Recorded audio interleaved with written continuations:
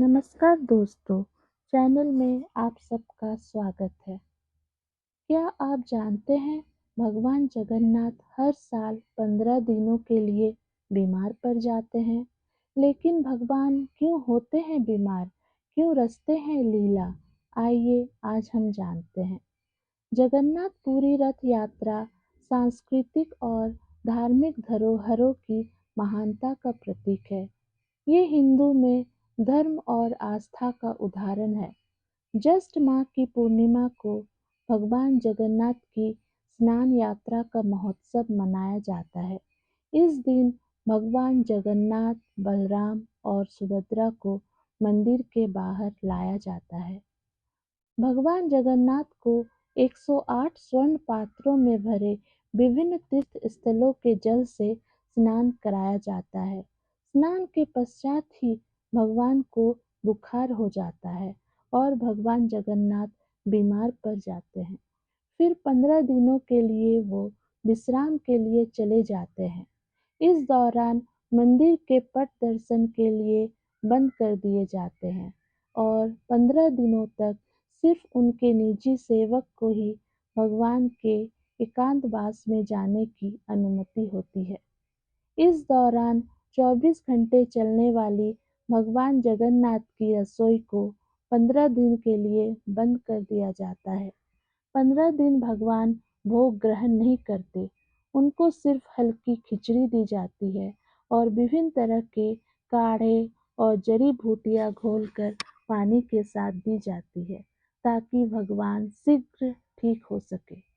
इतना ही नहीं, इन 15 दिनों में प्रतिदिन एक वैद्य भगवान के स्वास्थ्य को जांचने के लिए आते हैं। 15 दिन बाद जगन्नाथ ठीक हो जाते हैं और बाहर निकलते हैं। तभी से जगन्नाथ यात्रा की शुरुआत होती है।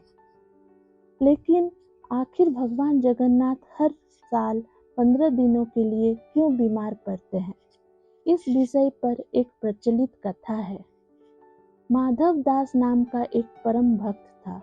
उसके जीवन में सिर्फ भगवान की सेवा ही मायने रखती थी।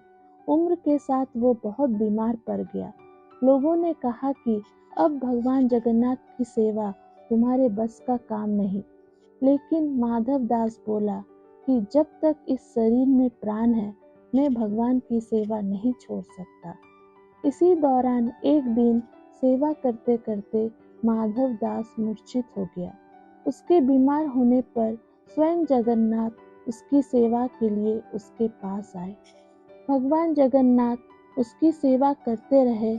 जब उसके शरीर में थोड़ी जान आई और उसे होश आया तो वो समझ गया कि ये तो मेरे प्रभु हैं जो मेरी सेवा कर रहे हैं।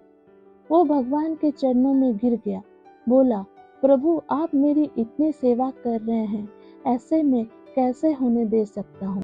और अगर आप भगवान हैं तो आपने मुझे अपनी सेवा से वंचित क्यों किया? आप मेरी ये बीमारी को टाल भी सकते थे। भगवान ने कहा कि मैं अपने भक्तों के प्रेम से बंधा हुआ हूँ, इसलिए मैं तुम्हारी सेवा के लिए आया। लेकिन मैं किसी के भाग्य को नहीं बदल सकता। तुम्हारे भाग्य में अभी भी 15 दिन की बीमारी और लिखी है, माधव दास। लेकिन तुम्हारे प्रेम को देखते हुए मैं तुम्हारी ये 15 दिन की बीमारी अपने ऊपर लेता हूँ। तभी से ये मान्यता है कि भगवान अपने भक्तों के कष्टों को 15 दिन के लिए अपने ऊपर ले लेते हैं और भगवान बीमार पड़ जाते हैं।